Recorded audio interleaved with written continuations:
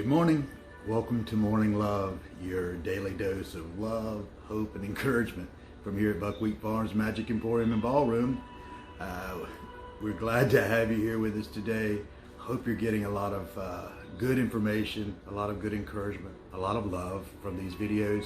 I want to thank you. We just clicked over 1,000 views for our channel.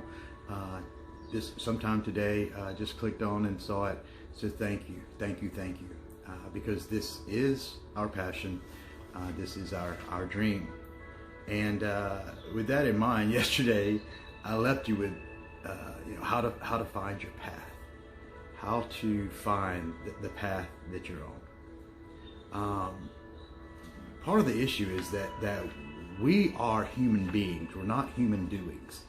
And we get that reversed. We define ourselves by the things we do, the things we accomplish, those, and I've talked about in past content about how we put our ladder against the wrong wall, and then disappointment and all these issues that come about. So how do I disassociate myself from this confusion about that the busyness of life somehow is living, that things, doing things, accomplishing things is somehow purpose, and those things are all good and they're part of it, but that's not the raison d'etre, the reason for being.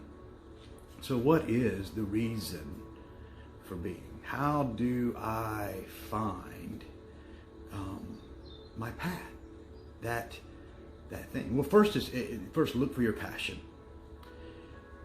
What is it that when you get out of bed in the morning, you're like, I cannot wait to do? What is it that if you had all day or days to spend doing that you could do just in complete contentment? See, this is my path.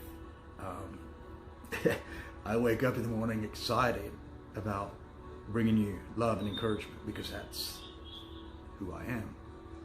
So you identify that. Then you capture those and evict all the self-limiting thoughts. You change the words that you use about yourself. That we talked about that in prior content, and you reject that need to fulfill the expectations of others.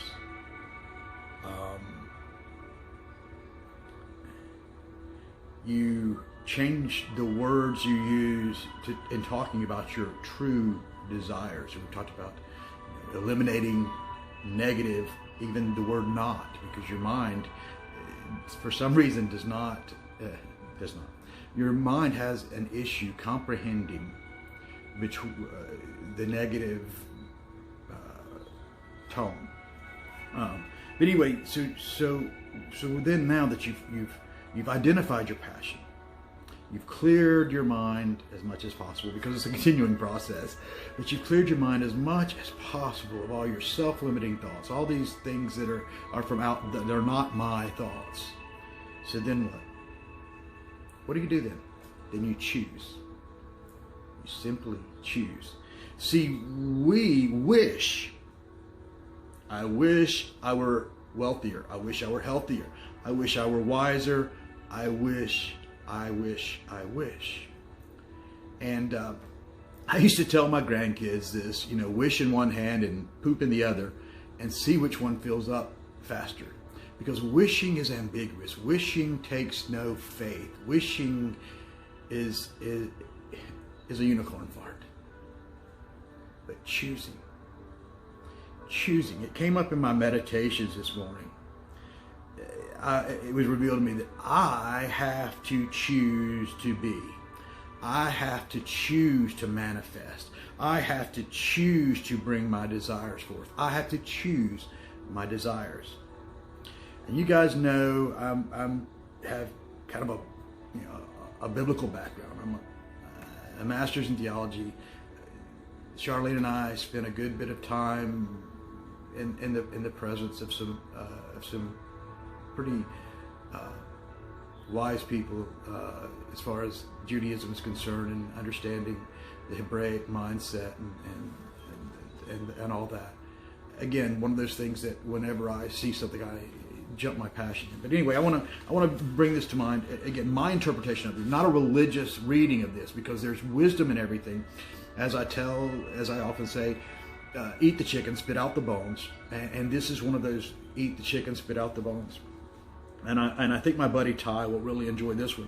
In the book of Joshua, it says at 24:15, if it is evil in your eyes to serve Hashem. Hashem is the name that the Jews have, they call God.